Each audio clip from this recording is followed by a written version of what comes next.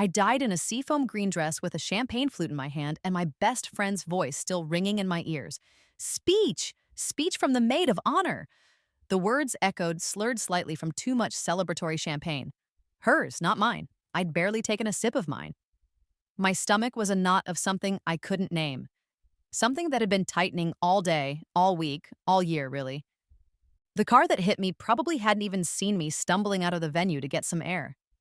One minute I was on the gravel path, the cool night air a relief against my flushed skin, the distant thumping bass of the wedding reception a dull ache in my head. The next, headlights, a blinding flash, and then nothing but the sharp, searing pain that bloomed across my chest, stealing my breath. I remember the crunch of metal, the shattering of glass. Was that my flute? And a strange, detached thought. Charlotte is going to be furious. I ruined her perfect wedding photos. I closed my eyes to the pain, a final surrender. And when I opened them again, I was staring at my phone. Not the cracked screen I'd sported for the last 6 months of my previous life, but a pristine, older model. My thumbprint unlocked it with a familiarity that felt ancient. A text message glowed on the screen, a bright, accusing beacon in the dim light of my old bedroom. Charlotte. Viv, OMG, you will never guess. He proposed. Call me ASAP. And Ovs, Maid of Honor, right? My breath hitched. My heart hammered against my ribs, a frantic bird trapped in a cage. I knew that text. I knew the date stamp blinking innocently in the corner. 2 years, 2 whole years earlier. The seafoam green dress was still a bolt of fabric in a high-end boutique, waiting to be chosen, to be sewn, to become the shroud of my first death. The champagne flute was still nestled in a box somewhere, clear and unmarked. Charlotte's voice, demanding a speech, was a distant, future echo. I wasn't dead, I was back. My fingers trembled as I touched the screen. The air in my lungs felt stolen, borrowed. Maid of Honor, again. The words seemed to mock me.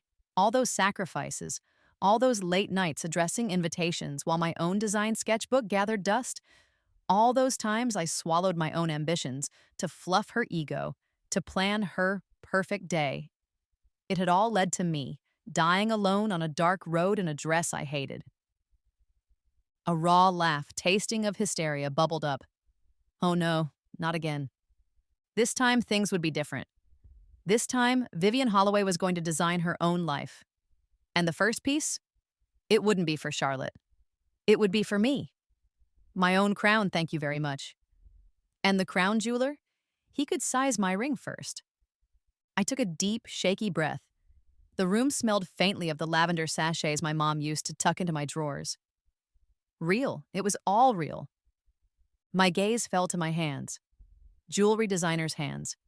Hands that had once known the feel of wax molds, the heat of the soldering torch, the intricate dance of setting stones.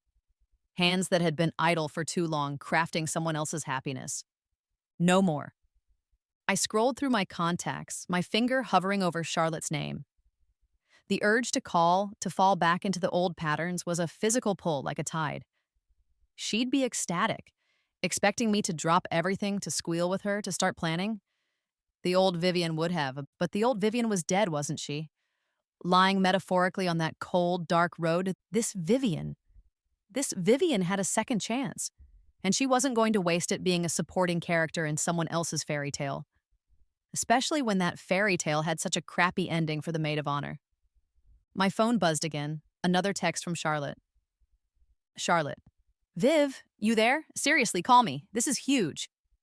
I stared at the message, a strange calm settling over the initial shock. Huge for her, yes. But what about what was huge for me? For the first time, maybe ever, that question felt more important. Instead of calling Charlotte, I opened my web browser.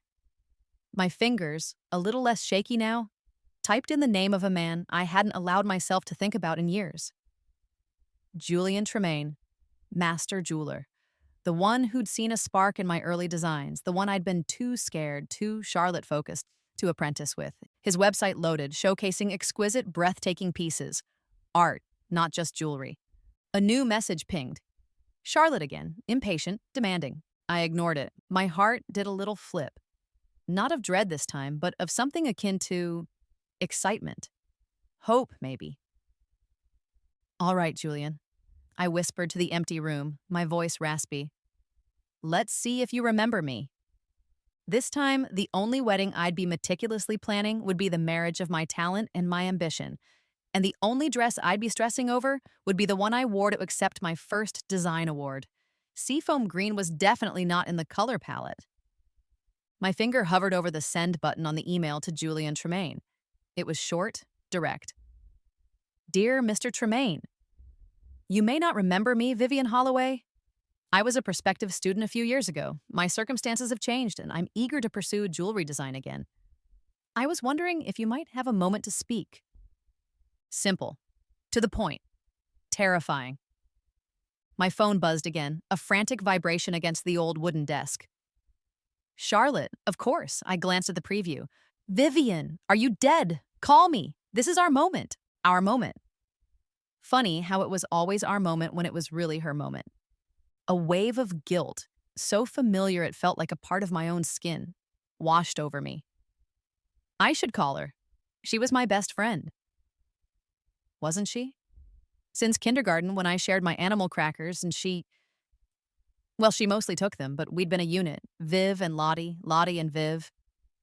But the image of the seafoam green dress, the cold asphalt, the shattering pain, it was too vivid. That future, my future in her story, was a dead end. Literally.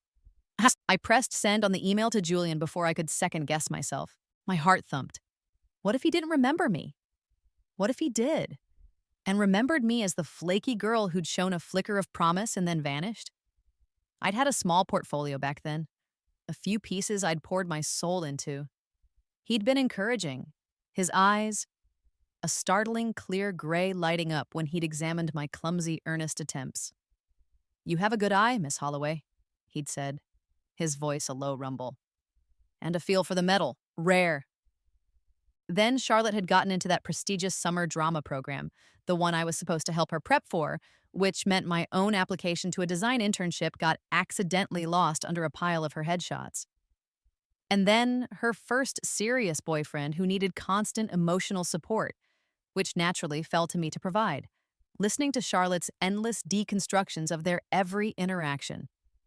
My dreams, my budding talent, had been neatly packed away like out-of-season clothes. Too much bother, not enough space. Charlotte needed me. The old Vivian had accepted that. The old Vivian believed her worth was tied to how much she could give to Charlotte. My phone rang, startling me. Charlotte's name flashed on the screen. I stared at it, my breath catching. This was it, the first test. Don't answer. The voice in my head was surprisingly firm. You have an email to wait for. I let it ring, and ring, until it finally went to voicemail. A strange sense of lightness filled me, mixed with a healthy dose of terror, but lightness nonetheless. I stood up, stretching. My old room, my old life, laid out before me like a map I could redraw. I walked to my dusty bookshelf. Tucked behind a row of Charlotte's favorite YA novels was my old sketchbook. I pulled it out, the paper soft and worn. Hesitantly, I opened it. Page after page of designs, some half-finished, some just wisps of ideas.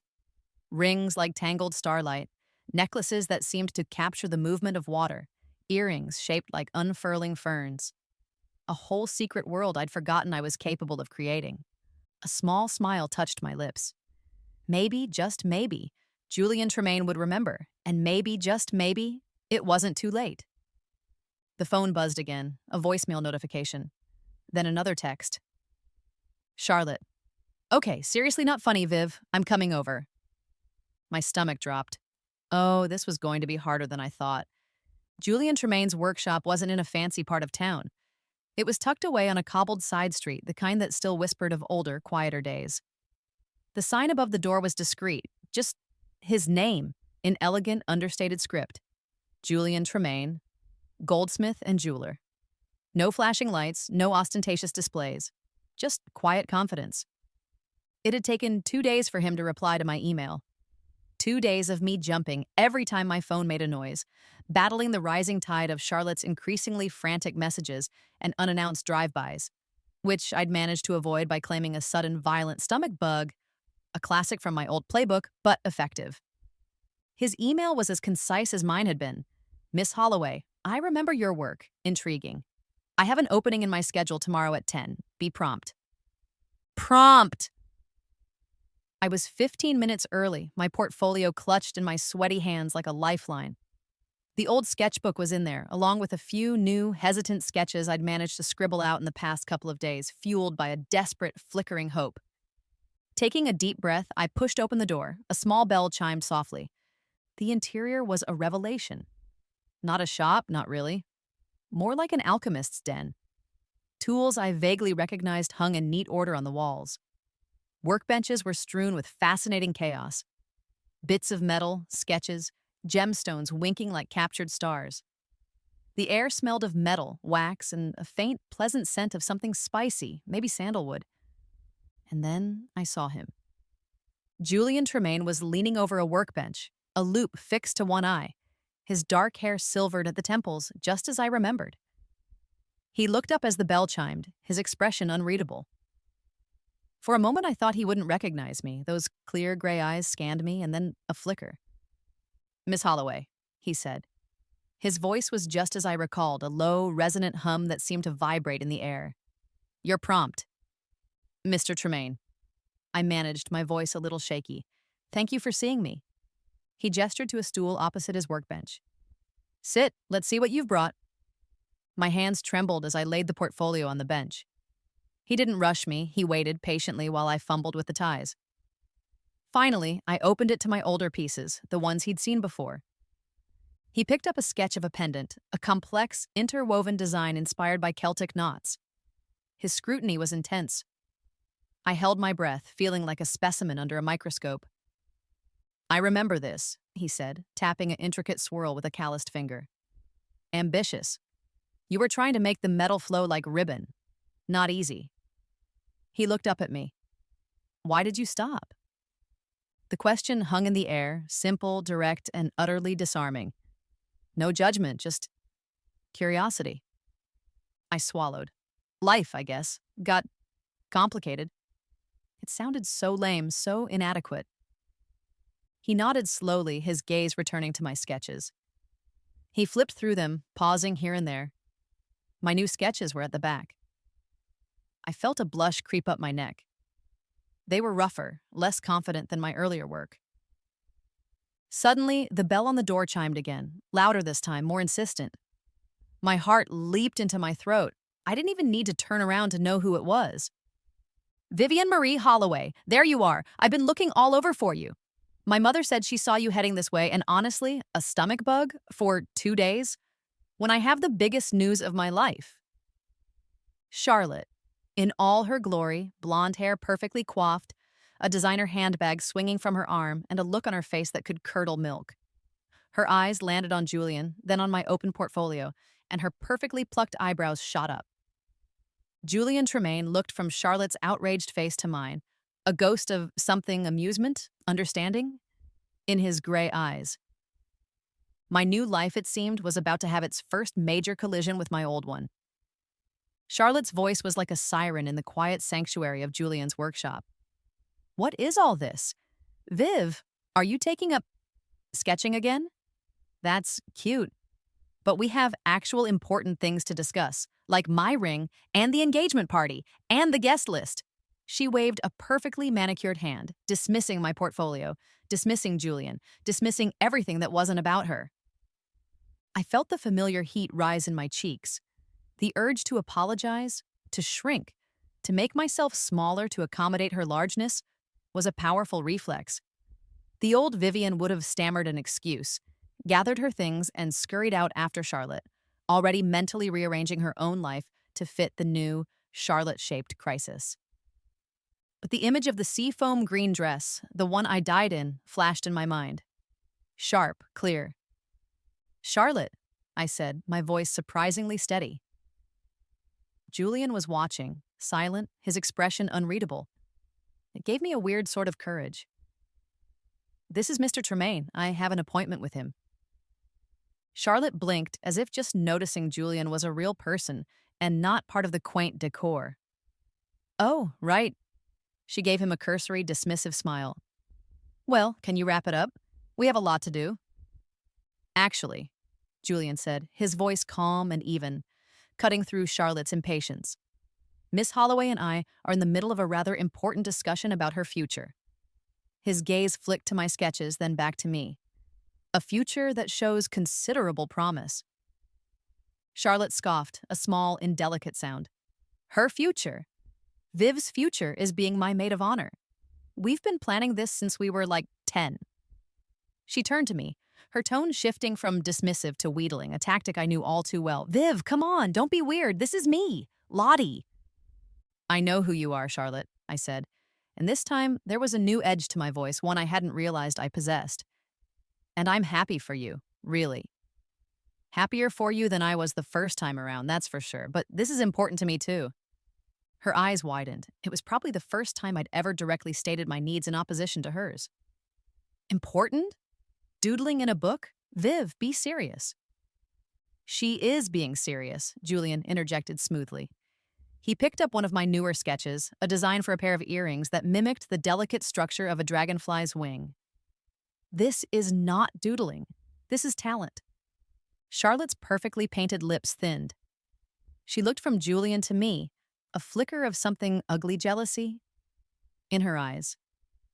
It was a look I'd seen before, usually when I'd gotten a slightly better grade in school or when a boy she'd had a passing interest in had smiled at me. It was always quickly papered over with a dismissive comment or a demand for my attention. Well, she said, her voice dripping with forced sweetness, my fiancé, Alex, is meeting me for lunch. He's dying to celebrate with my best friend. You remember Alex, right, Viv, from college? He finally asked. She made it sound like he'd solved world hunger. Alex, right. In my previous life, Alex had been complicated, charming on the surface, but with a way of making me feel slightly uneasy, like I was a puzzle he was trying to solve for his own amusement. I remember him, I said, keeping my tone neutral. My mind flashed to the wedding, Alex looking handsome and a little too smug at the altar. Charlotte, radiant and oblivious. Me in that damn dress. So, an hour? Charlotte pressed, checking an imaginary watch. Don't be late. We need to talk color schemes for the bridesmaids. She didn't wait for an answer, just gave a little wave, her bracelets jangling, and swept out, the bell on the door giving a final tinny shiver. The silence she left behind was thick. I looked at Julian, expecting, I don't know what. Disapproval? Annoyance? He was looking at my dragonfly earring sketch. Dragonflies, he murmured. Symbols of transformation. Change. He met my eyes, a faint smile playing on his lips. Appropriate, perhaps. I let out a breath I hadn't realized I was holding. I'm so sorry, Mr. Tremaine. She's enthusiastic. She's your friend, he said, a statement, not a question. Yes, the word felt heavy. And friendships, like metals, sometimes need to be tested. To see what they're truly made of. He tapped the sketch again. Now about these dragonflies. Tell me about the clasp you envision. And just like that, we were back to my designs. The line had been drawn, however faintly. It wasn't in ink yet, maybe just pencil, but it was a start. The next few weeks were a blur of charcoal smudges, the smell of jeweler's wax, and the satisfying heft of tools in my hands. Julian didn't coddle me. He set tasks. Simple at first, like practicing soldering on scraps of copper, then progressing to more complex techniques. He'd demonstrate once, his large, surprisingly deft hands moving with an economy and grace that was mesmerizing, then leave me to it. He corrected my mistakes without judgment, his feedback always precise, always aimed at making me understand the why behind the how. The metal has memory, Vivian, he'd say, examining a piece I'd overworked. You're fighting it here. Listen to it. It will tell you what it wants to become. Listen to the metal. It sounded like something a mystic would say, but the more I worked, the more I understood. There was a give and take, a conversation between the material and the maker. For years, I'd only been listening to Charlotte. Charlotte, true to form, did not make it easy. My phase, as she called my apprenticeship, was a constant source of her irritation. Seriously, Viv, when are you going to be done playing in that dusty old shop? The caterers need a final head count for the engagement party, and you haven't even helped me pick out a dress. Her texts were relentless. Her calls, usually timed for when she knew I'd be at the workshop, were filled with dramatic sighs and pointed questions about my priorities. I'm learning, Charlotte, I'd tell her, trying to keep the weariness from my voice. This is important to me. More important than my wedding? Wow, Viv, just wow. Click. Each conversation was a tiny battle, leaving me drained but also, strangely, a little stronger. Each time I didn't immediately cave, each time I managed to hold onto a piece of my time, my focus, it was like adding a tiny gram of silver to a scale, slowly tipping it in my favor. Alex, Charlotte's fiancé, was an occasional and unsettling presence in this new dynamic. He'd sometimes be with Charlotte when she called, his voice a smooth baritone in the background. Give her a break, Lottie. She's exploring her artistic side. It sounded supportive, but there was an undertone, a kind of knowing amusement that made my skin crawl, like he found my sudden rebellion quaint. One afternoon, he'd shown up at the workshop alone. The bell chimed, and I looked up from a particularly frustrating attempt at a bezel setting, expecting Julian. Instead, it was Alex, leaning casually against the doorframe, a smirk playing on his handsome face. Hiding out, Vivian. Alex, what are you doing here? My voice was sharper than I intended. Charlotte's on a rampage about floral arrangements. Sent me to fetch the wayward maid of honor. Said you weren't answering your phone. He pushed himself off the doorframe and strolled further into the workshop, his expensive loafers looking out of place on the worn wooden floor. His eyes, a shade of blue that was almost too bright, scanned the room, lingering on the tools, the sketches, then on me. So, this is where the magic happens, huh? Making pretty little things. There was that tone again. Condescending. Patronizing. I'm learning a craft, I said, my chin lifting slightly. It takes time and focus. Right. He picked up a piece of silver I'd been shaping, turning it over in his fingers. Charlotte misses you, you know. She feels like you're pulling away. I'm just busy. Too busy for your best friend? He placed the silver back down, his gaze intense. Or is there something else going on here, Vivian? New priorities? His eyes flicked towards Julian, who was working silently at another bench, seemingly oblivious, but I suspected missing nothing. I didn't like the implication. I didn't like the way he was looking at me, like I was a project, a problem to be solved or perhaps exploited. In my previous life, I'd always found Alex a bit overwhelming, his charm a little too polished. Now, with the clarity of my second chance, that unease was solidifying into actual dislike. My priority, I said, meeting his gaze directly, is figuring out what I want, for myself. Alex chuckled, a low, rumbling sound. Brave new world, huh? He leaned closer, his voice dropping. Just be careful, Vivian. Charlotte's not the only one who plays for keeps. Before I could decipher that cryptic remark, Julian cleared his throat. Vivian, could you bring me the number 3 graver, please? And Mr. He looked at Alex expectantly. Alex Price, he supplied, straightening up, the smirk back in place. Mr. Price, Julian continued, his tone mild but firm. Vivian is rather occupied at the moment. Perhaps you could relay any messages through her directly, at a more convenient time. It was a polite dismissal, but a dismissal nonetheless. Alex's eyes narrowed fractionally at Julian, then he gave me a charming, unruffled smile. Right you are. I'll tell Charlotte you're deep in artistic throes. He winked. Don't be a stranger, Vivian. He left, the bell tinkling mockingly behind him. I let out a shaky breath. Thank you, I murmured to Julian. He merely nodded, his attention already back on the intricate piece he was engraving. The graver, Vivian. I handed it to him, my hand still trembling slightly. The weight of the silver in my hands suddenly felt heavier, laden with unspoken warnings and complicated dynamics. This wasn't just about jewelry anymore. It was about untangling a web that was far more complex and far more sticky than I'd ever realized. The dragonfly earrings. That's what Julian set me to work on first, after weeks of foundational practice. Bring your sketch to life, he'd said, his gaze direct. No shortcuts. Use the silver. Understand its soul. It was harder than I ever imagined. Silver, it turned out, had a stubborn soul. My first attempts were clumsy, the delicate wings too thick, the settings for the tiny sapphire chips I'd envisioned for the eyes uneven. I melted down more silver than I cared to admit, frustration a bitter taste in my mouth. "Patience, Vivian," Julian would murmur, passing my workbench. He never told me what to do, but he'd ask questions that nudged my mind in the right direction. "What happens if you anneal it more slowly? How does the file feel against the grain here versus here?" Slowly, painstakingly, one of the dragonflies began to emerge. Not perfect, but alive. The wings had a delicate tracery. The tiny sapphires gleamed with an inner light. When I finally polished the first finished earring, holding it in my palm, a thrill shot through me. It was a real thing, something beautiful I had made. "Good," Julian said, examining it under his loupe. He didn't gush, wasn't one for effusive praise.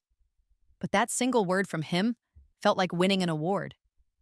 Now make its twin, and make it better. As I worked, the engagement party loomed. Charlotte had booked the fanciest new rooftop bar in the city. The guest list was a who's who of her parents' social circle and Alex's corporate connections. It was going to be an ordeal. "You are coming, right, Viv?" Charlotte's voice over the phone was laced with suspicion. "And you are wearing that celadon silk dress we saw? It'll match the decor perfectly." Her decor, of course. I thought of the dragonfly earring, nestled in soft cotton on my workbench. I thought of the quiet satisfaction of creation. "I'll be there, Lottie," I said. The old me would have already bought the dress. The new me hesitated. About the dress, I was thinking of wearing something of my own. Silence. Then, "Something of your own? Vivian, this isn't some indie craft fair. This is my engagement party. People will be there. Important people." "I know, and I want to look nice."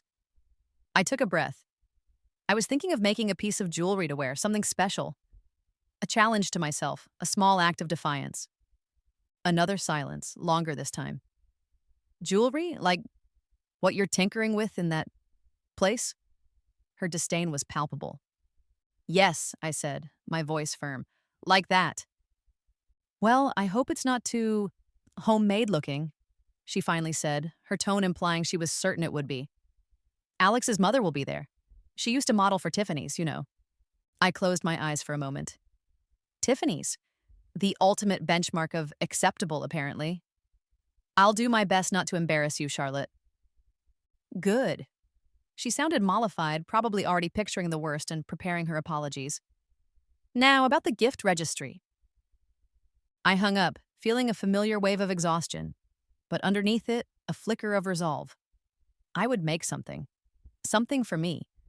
And it wouldn't be homemade looking. It would be a statement. My first small sparkle in a world I was just beginning to reclaim. The dragonfly needed its twin, and I needed to wear them. The rooftop bar was exactly as ostentatious as I'd imagined. Fairy lights dripped from every available surface, competing with the city skyline. Champagne flowed like water. And Charlotte was in her element, a dazzling blonde queen bee holding court, Alex a suave consort by her side. I felt a pang of my old inadequacy as I stepped out of the elevator. I wasn't wearing the celadon silk. Instead, I'd chosen a simple black dress, a canvas for the dragonfly earrings. They rested against my earlobes, their silver wings catching the light, the tiny sapphire eyes winking. I'd finished the second one just hours before, my fingers sore, my heart pounding with a mixture of pride and terror. Julian had examined them critically. "The balance is better on the second," he'd noted. "The settings are cleaner. You're learning to trust your hands." He'd paused, then added, so quietly I almost missed it, "They suit you, Vivian." Charlotte spotted me instantly. Her eyes, sharp and assessing, did a quick sweep. They lingered on the earrings. I couldn't read her expression. Disappointment? Annoyance? "Vivian, finally!" She glided over, air-kissing me. "Love the dress. Very understated." Her gaze flicked to my ears again. "Are those the things you made?" "They are," I said, trying to sound more confident than I felt. She tilted her head. "Interesting." It was her go-to word for anything she didn't quite approve of but didn't want to openly criticize yet. She linked her arm through mine. Come, you have to meet Alex's aunt. She's on the board of the museum. Might be a good connection for your hobby. The word hobby was delivered with a delicate little sting. The evening was a parade of introductions. Alex's mother, a woman whose smile didn't quite reach her assessing eyes, did indeed look like she'd stepped out of a Tiffany's ad. She gave my earrings a glance that lasted a millisecond. Charming, she murmured, before turning her attention back to Charlotte. I mostly smiled, nodded, and tried to project an aura of serene disinterest in the frantic social climbing happening around me. Alex found me by the railing, overlooking the glittering city. You look different, Vivian, he said, his voice a low drawl. He was holding 2 champagne flutes, offering one to me. Do I? I took the flute, though I had no intention of drinking much. My last champagne flute experience hadn't ended well. Yeah, more centered, less like Charlotte's shadow. His eyes dropped to my earrings. Those are new. Did you make them? Unlike his mother, he seemed genuinely curious, his head tilted. I did. They're good, really good. He leaned a little closer. You have a talent, Vivian. Don't let Charlotte or anyone else make you doubt that. It was the most genuine thing he'd ever said to me. It was also deeply unsettling. Was this another tactic? Was he trying to create an alliance, a secret understanding between us? The warning he'd given me in the workshop echoed in my mind. Charlotte's not the only one who plays for keeps. Thank you, Alex, I said, keeping my voice even. That means a lot. I mean it. His gaze was intense, holding mine for a beat too long. Charlotte's a lot. She needs a strong best friend, but you need to be strong for yourself, too. Before I could reply, Charlotte was there, pouting. Alex, there you are. Mrs. Van Straten wants to talk about the vineyard wedding possibilities. And Viv, stop monopolizing my fiancé. She playfully swatted my arm, but there was a possessive glint in her eye. As she dragged Alex away, I stayed by the railing. The city lights blurred below. Alex's words, his unexpected compliment, his strange intensity, it was all a confusing mix. He was right about one thing, though. I needed to be strong for myself. Later, as the party started to wind down, Charlotte found me again. She'd had a lot of champagne. You know, Viv, she said, her voice a little slurry, those earrings, they're not bad. For, a first try. She touched one gently, her fingers surprisingly soft. Maybe you could make me something for one of the bridal showers, something blue? I looked at her, at the hopeful, slightly drunken plea in her eyes. The old me would have jumped at the chance, eager for the validation. The new me paused. Maybe, Lottie, I said. Let me think about it. I'm pretty busy at the workshop. Her face fell just for a second before she plastered on a bright smile. Oh, right, your little project. She shrugged. Well, don't forget about your big project. Me? She sashayed off. I touched my dragonfly earring. It felt cool and solid against my skin. I hadn't caved. I hadn't immediately said yes. It was a small victory, but it felt significant. One rooftop reckoning survived, many more I suspected to come. The weeks after the engagement party settled into a rhythm. Mornings were for meticulous practice at Julian's workshop, filing, sawing, stone setting, the repetitive motions slowly building muscle memory in my hands. Afternoons were often spent sketching, new ideas bubbling up with surprising frequency. Evenings were a mix of quiet dinners alone, poring over books on historical jewelry, and fending off Charlotte's increasingly insistent demands for wedding-related assistance. Julian, true to his word, began to give me more challenging projects. He'd acquired a small, flawed emerald, a stone most jewelers would discard. See what you can do with this, he said, placing it in my palm. Its imperfections are part of its story. Don't hide them. Celebrate them. I spent days just looking at the emerald, turning it in the light, sketching designs around its inclusions, the tiny fractures that looked like miniature galaxies trapped within. I decided on a pendant, a design that was organic and flowing. The silver seeming to cradle the emerald, the flaws becoming focal points, drawing the eye.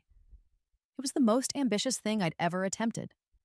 Working with gold for the first time on a small commissioned piece, a simple band for an elderly gentleman wanting to replicate his lost wedding ring, was another milestone.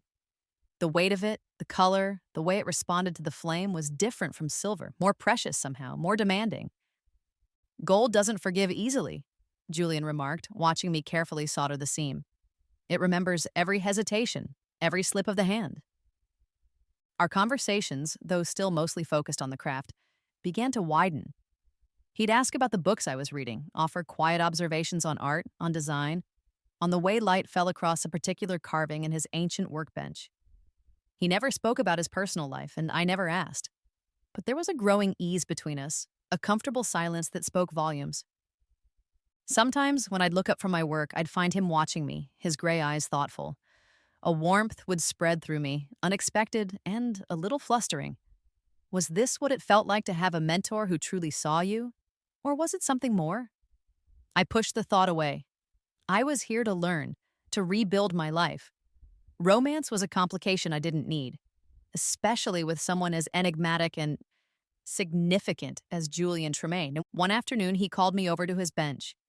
He was holding a velvet tray, and on it lay a collection of unset gemstones, sapphires of the deepest blue, fiery opals, tourmalines like captured sunsets. "A client has commissioned a rather important piece," he said, his voice carefully neutral. "A necklace. She wants something unique, something that speaks of heritage but also of modernity." He gestured to the stones. "She has given me these from her grandmother's collection to incorporate. The central stone will be this." He picked up a magnificent cushion-cut sapphire, the color of a twilight sky. I gasped. It was breathtaking. "She needs the design proposal in 2 weeks," Julian continued. "I was thinking, perhaps you would like to submit a design, Vivian." My heart leaped, my breath caught. Me? Design something around that sapphire? For an important client, it was an incredible opportunity, a terrifying one. "Mr. Tremaine, Julian, I was speechless. "You have the eye for it," he said simply, "and the passion. This is a test, of course, but I believe you're ready for it." He met my gaze, and for a fleeting moment, the mentor-student dynamic seemed to shimmer, replaced by something warmer, something that made my pulse quicken. "Show me what you can do, Vivian." The weight of that sapphire, even imagined, felt immense.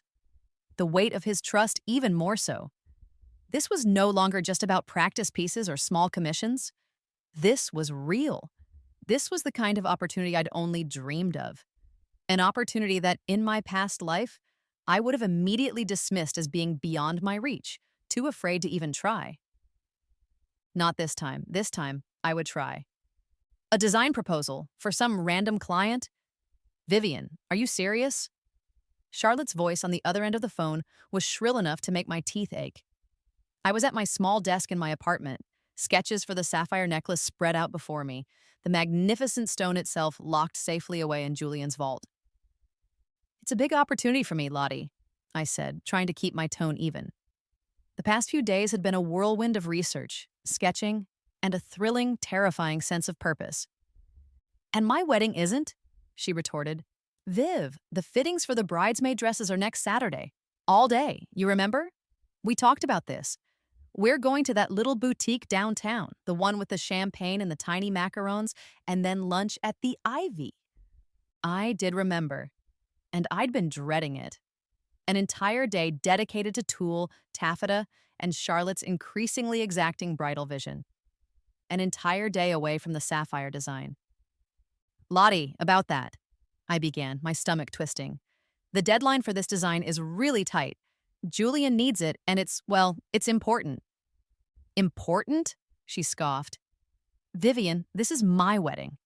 The day I've been dreaming of since I was 5. The day you, as my maid of honor, my best friend, are supposed to be by my side for every single tedious, tulle-filled moment. Is some sparkly necklace more important than that?" The familiar guilt clawed at me. The old Vivian would have caved instantly, apologized profusely, dropped everything. But the image of that sapphire, the challenge in Julian's eyes, the burgeoning belief in my own ability, it was a stronger pull than ever before. "It's not about being more important, Charlotte," I said carefully. "It's about me having a chance to build something for myself. A career. You know, like you have with your acting." It was a weak comparison. Charlotte's acting career consisted mostly of local theater and a fierce conviction that Hollywood was just one audition away. That's different, she snapped. This is your duty as maid of honor. My duty? I echoed, a spark of anger igniting. My duty is to support you, yes. But is it my duty to put my entire life on hold for 2 years, to sacrifice every opportunity that comes my way, just to ensure your day is perfect? The words were out before I could stop them. There was a stunned silence on the other end. I'd never spoken to her like that before. Wow, she finally whispered, her voice trembling. I can't believe you just said that to me. After everything, after I chose you. You chose me? I laughed, a short, bitter sound. Charlotte, there was never a choice. It was always assumed. By you, by everyone. So what are you saying? Her voice was dangerously quiet now. Are you saying you don't want to be my maid of honor anymore? The ultimatum, delivered in a silken, wounded tone. My heart hammered. This was it, the real line in the sand. I looked at my sketches, at the vibrant blue I'd painted for the sapphire, the intricate silverwork I'd envisioned surrounding it. I thought of Julian's quiet encouragement. I thought of the seafoam green dress. No, Charlotte, I said, my voice clear now, calmer than I felt. I'm not saying that. I'm saying I can't be there all day on Saturday. I can come for part of it, for a couple of hours. I can help you choose the dress. But then I have to get back to work. It was a compromise, a massive one from my perspective. A couple of hours? She repeated, her voice laced with disbelief and fury. A couple of hours for your best friend's bridesmaid dress fitting? Unbelievable, Vivian. Absolutely unbelievable. Charlotte, please try to understand. Oh, I understand perfectly. She cut me off, her voice cold as ice. I understand that you've clearly made your choice. I guess I'll just have to find a maid of honor who actually cares about me and my wedding. And then she hung up. I stared at my phone, the dial tone buzzing in my ear. My hands were shaking. Had I just been fired as maid of honor? Had I just torpedoed my oldest friendship? A wave of panic washed over me. But then, another feeling surfaced. Fainter, but definitely there. Relief. The silence from Charlotte was deafening. Days passed, no angry texts, no tearful voicemails, no dramatic appearances at my apartment or the workshop. It was unnerving. I oscillated between guilt and a strange, liberating lightness. I threw myself into the sapphire necklace design, the work a welcome distraction, a tangible focus in the emotional storm. Julian was an anchor of calm. He didn't ask about Charlotte, though I sensed he knew something was amiss. He just provided quiet support. His critiques of my designs sharp but fair, pushing me to refine, to simplify, to find the core essence of what I wanted to say with the piece. The story isn't just in the stones, Vivian, he'd said, examining a particularly elaborate sketch. It's in the spaces between. Don't overcrowd it. One rainy afternoon, the bell above the workshop door chimed. I looked up, expecting a delivery or perhaps a brave customer. Instead, Alex Price stood there, shaking water from his expensive trench coat. My stomach tightened. I hadn't seen him since the engagement party. Vivian, he said, his smile a little too bright, a little too practiced. Hard at work, I see. His gaze swept over my cluttered workbench, lingering on the sketches for the sapphire necklace. Alex, what brings you here? I tried to keep my tone neutral. Just in the neighborhood. Thought I'd see how you were doing. He strolled closer, his presence filling the small space. Charlotte's been quiet, worried about you, actually. I raised an eyebrow. Worried or furious? He chuckled, a low conspiratorial sound. A bit of both, probably. You know Lottie, she feels things. Intensely. He perched on the edge of the stool Julian usually occupied, making himself comfortable. Too comfortable. She told me about the maid of honor situation, or lack thereof. There wasn't much to tell, I said, turning back to my sketch, feigning a focus I didn't feel. I offered a compromise. She didn't accept it. He leaned forward, elbows on his knees, his voice dropping. Look, Vivian, I get it. Charlotte can be a bulldozer. She doesn't always see things from other people's perspectives. I glanced at him, surprised by the apparent frankness. This, this jewelry thing? He gestured around the workshop. It's obviously important to you, and you're good at it. I saw those earrings. You've got talent. Thank you, I said, wary. Where was this going? I actually have a few connections, he continued, his voice smooth as silk. People in the art world, gallery owners, collectors. If you're serious about making this a career, I could potentially open a few doors for you, introduce you to the right people. My breath caught. Gallery owners? Collectors? It was a tempting offer, the kind of break most aspiring designers dreamed of. But coming from Alex, it felt wrong, like a beautifully wrapped package with something rotten inside. That's very generous of you, Alex, I said slowly. Just want to help, he said, his smile widening. Consider it an investment in a talented artist, and maybe a way to smooth things over with Charlotte. If she sees you're serious, that this isn't just some whim, maybe she'll be more understanding. There it was. The catch. The manipulation. He wasn't just offering help. He was offering a way back into Charlotte's good graces, brokered by him. He was trying to position himself as the reasonable one, the mediator, the one who understood me. I thought of his words at the party. Charlotte's not the only one who plays for keeps. Was this his game? Trying to gain leverage to pull me into his orbit? His gaze was fixed on me, expectant, a little too keen. I appreciate the offer, Alex, I said, meeting his eyes directly. My voice was surprisingly firm. But I think I need to make my own way, and Julian has been incredibly supportive in guiding me. I deliberately invoked Julian's name, a shield. Alex's smile faltered just for a fraction of a second, before it was back in place, but cooler this time. Julian Tremaine, right. The old master. There was a faint sneer in his tone. He's from a different era, Vivian. The art world, the jewelry market, it's all about networking now, who you know. I'm sure it is, I said, but I prefer to be known for my work, not just for who I know. He stood up, the casual charm replaced by a chilling sort of appraisal. Suit yourself, Vivian, but don't say I didn't offer. He paused at the door. Charlotte's pretty hurt, you know. It would take a lot to fix things now, a grand gesture. He left, the bell chiming with a note of finality. I let out a long, shaky breath. The air in the workshop suddenly felt cleaner. The serpent had shown his colors. He wasn't interested in helping me. He was interested in controlling the narrative, in pulling the strings. And his help came with far too many attached. Julian emerged from the back room, where he'd ostensibly been organizing gemstones. His expression was, as usual, unreadable. Everything all right, Vivian? He asked, his voice calm. Yes, I said, a new resolve hardening within me. Everything's fine. I looked down at my sketches for the sapphire necklace. My path was clear. I would make this piece. I would make it extraordinary. And I would do it on my own terms. No shortcuts, no compromises. And definitely no deals with serpents, no matter how charmingly they disguise themselves. The sapphire necklace design consumed me. It was more than just a commission. It was a piece of my soul I was trying to shape into silver and gold.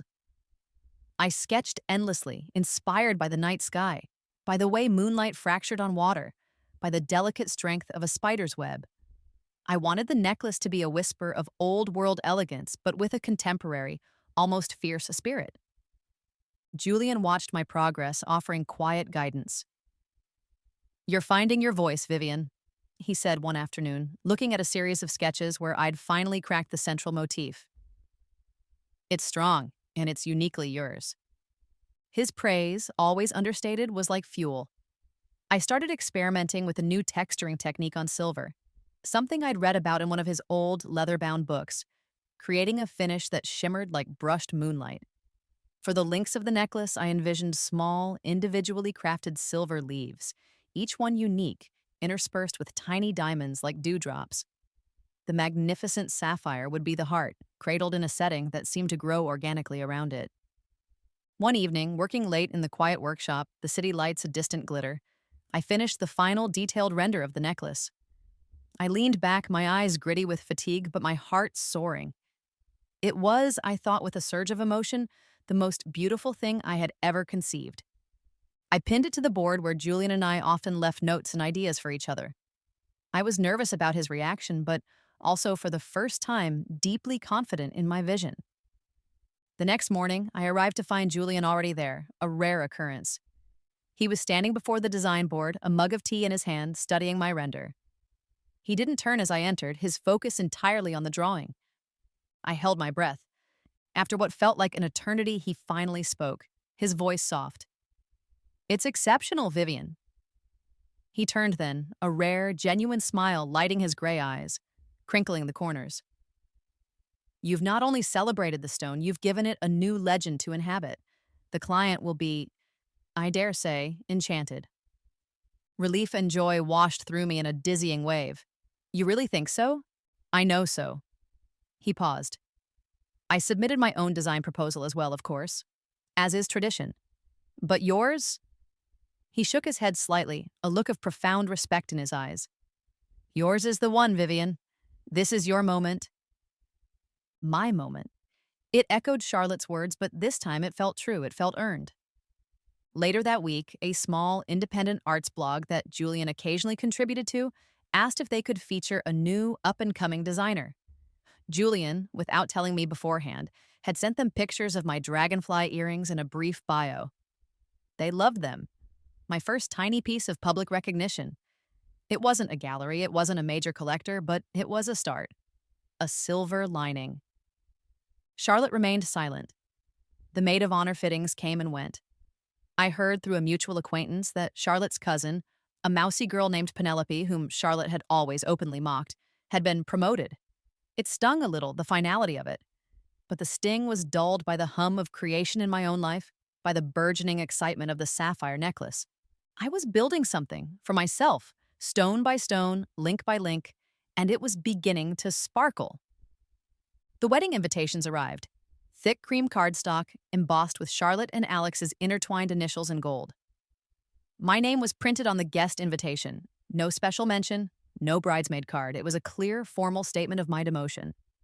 Charlotte's wedding preparations, from what I could gather through the grapevine of mutual friends, were escalating into a bridezilla crescendo. There were tales of tearful arguments with florists, near-hysterical debates over napkin colors, and a dramatic incident involving the wrong shade of ivory for the flower girl dresses.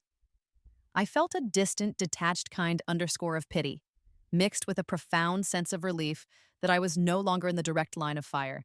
My focus remained on the sapphire necklace. The client had, as Julian predicted, adored my design. The go-ahead was given.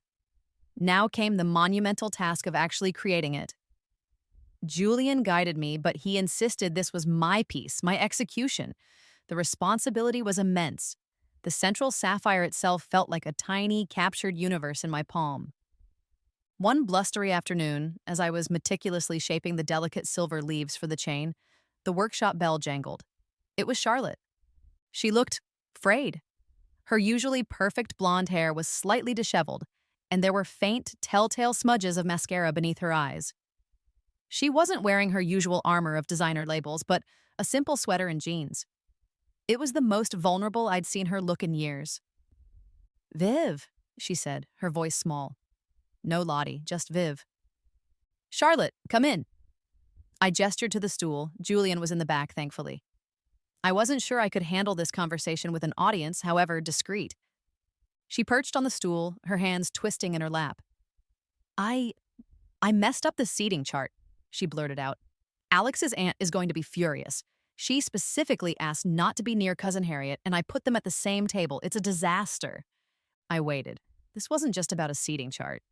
"And the band, they want to play that awful techno version of Canon in D for our first dance, and Alex actually likes it." Her voice cracked. "He doesn't listen to me, Viv. Not really. He just agrees, and then does whatever he wants." This was new, Charlotte admitting Alex wasn't perfect, Charlotte admitting she wasn't in complete control. "I'm sorry, Lottie," I said, and I meant it. Relationship drama, wedding stress, it was all awful no matter who was experiencing it. "Are you?" She looked up, her eyes filled with a surprising rawness. "Because you seem to be doing just fine without me. Without all of this." She gestured vaguely, encompassing her own frazzled state and the invisible weight of her impending nuptials. I'm busy, I said gently. I'm working on something really important. That necklace, she said, a hint of the old bitterness creeping in. The one that's more important than your best friend. It's not more important, Lottie. It's just mine. She sighed, a long, shaky exhalation. Alex said you were really talented. He said those dragonfly earrings were amazing. My guard went up. Alex said that? Yeah, he also said you were stubborn, that you wouldn't take his help. His help? I asked, keeping my voice carefully neutral. What kind of help? Charlotte waved a dismissive hand. Oh, connections. He knows people. He offered to introduce you around to get your stuff seen. She looked at me accusingly. Why wouldn't you want that, Viv? That's what I don't get. He was trying to be nice. My blood ran cold. So, Alex had spun his manipulative offer as a gesture of kindness, painting my refusal as stubbornness. He was actively trying to poison Charlotte against me, to isolate me further. The serpent wasn't just showing his colors to me, he was painting with them. Charlotte, I said slowly, choosing my words with care. Alex's help came with strings attached. Strings I wasn't comfortable with. Strings? What strings? She looked genuinely confused. He just wants us all to be happy. He wants to support my friends. I saw then how thoroughly Alex had woven his web. Charlotte, in her self-absorption and wedding panic, couldn't see the manipulation. She only saw what Alex wanted her to see. Vivian, the ungrateful, stubborn friend. Lottie, I said, my heart aching a little for her, for the trap she was in. Sometimes people aren't what they seem. Sometimes what looks like help is actually something else. She frowned, not understanding. You're being weird, Viv. Just like you've been for months. She stood up, gathering her frayed composure. Look, I needed to vent. I miss you. Even though you're being impossible. Her voice softened. Will you come to the final dress fitting, just for a little while? For me? Her vulnerability was a potent weapon, one she'd wielded against me for years. The old Vivian would have melted, but the new Vivian saw the threads, the subtle pulls of obligation, the way this request, however small it seemed, was still about drawing me back into her orbit, on her terms. And it was layered with Alex's subtle manipulations. I thought of the sapphire necklace. I thought of Julian's trust. I thought of my own hard-won progress. Charlotte, I said, my voice gentle but firm. I can't. I have a critical phase of work on the necklace. I can't step away. Her face hardened. The vulnerability vanished, replaced by a familiar icy fury. Fine, Vivian, fine. Don't expect another invitation to anything, ever. She stormed out, the bell clanging angrily behind her. I stood there for a long moment, the silence of the workshop pressing in. The unraveling was accelerating, and I had a sickening feeling that Alex Price was gleefully pulling the threads. The invitation came on a Tuesday, hand-delivered by a courier. The envelope was thick, creamy, and bore an embossed crest I didn't recognize. Inside, the card was even more opulent. It wasn't an invitation, not exactly, it was a summons. The House of Albret requests the honor of a private consultation with Mr. Julian Tremaine and his associate, Miss Vivian Holloway, regarding a commission of singular importance. The House of Albret. My mind reeled. They weren't just a royal family. They were the royal family of a small, incredibly wealthy European principality. Their collection of jewels was legendary, rivaling that of the British crown. They were, in essence, the ultimate crown jewelers. Julian, I whispered, walking into the main workshop, the card trembling in my hand. Look at this. He took the card, his expression unreadable as he read it. Then he looked up at me, a slow smile spreading across his face. Well, Vivian, it seems your sapphire necklace has made rather an impression in certain circles. But how? The necklace wasn't even finished yet. I was still in the process of fabricating the intricate silver leaves for the chain. The client for whom you designed it has connections, Julian explained. She was so taken with your design, your vision, that she shared it with a mutual acquaintance. That acquaintance, it appears, is a confidant of Princess Annalise of Albret. Princess Annalise, the youngest, most fashion-forward of the Albret royals, known for her impeccable taste and her patronage of emerging artists. They want to meet us, I said, still trying to process the magnitude of it, regarding a commission. Indeed, Julian said, his eyes twinkling. And not just any commission. If the rumors I've heard about Princess Annalise are true, she is looking for a designer to create a new parure, a suite of jewels, for her upcoming 30th birthday. Something modern yet timeless. Something extraordinary. A parure. For a princess. The words danced in my head, intoxicating and terrifying. They want to meet us next week, I read from the card. In Paris. Paris. The city of dreams, of art, of haute couture and high jewelry. Julian nodded. I've already made preliminary travel arrangements. We leave Monday. My mind was a whirlwind. Paris, Princess Annalise, a royal commission. It was beyond anything I could have ever imagined. This was it, the moment. The kind of opportunity that could define a career. The kind of moment that in my previous life it would have been an impossible fantasy. Then my phone buzzed. A text message from my mother. Mom. Vivian, honey, Charlotte called. She's in an absolute state. The final dress fitting is this Saturday, and her maid of honor, Penelope, has come down with the flu. Charlotte is desperate. She says she needs you. She's willing to forget everything if you'll just be there for her. It's her wedding, sweetie. Your oldest friend. I stared at the phone, the glowing screen a stark contrast to the elegant crested card in my other hand. This Saturday, the final dress fitting. The one Charlotte had stormed out over. The one she was now, apparently, desperate for me to attend because her replacement was sick. The ultimate guilt trip, delivered via my well-meaning mother. Paris was Monday. This commission, this singular importance, would require every ounce of my focus, my creativity, my time in the days leading up to it. Julian and I would need to prepare presentations, gather materials, refine our concepts. This wasn't just a meeting, it was an audition on the world stage. Charlotte's wedding, a seafoam green dress. A speech I never wanted to give, a dead end. The House of Albret, Paris. A chance to create something magnificent, something that would be part of history. A chance to truly step into my own light, my own power. The choice was so stark, so blindingly clear it almost wasn't a choice at all. The crown jeweler was calling, and I, Vivian Holloway, aspiring designer, survivor of a life half lived, was going to answer. Even if it meant finally, irrevocably hanging up on my past.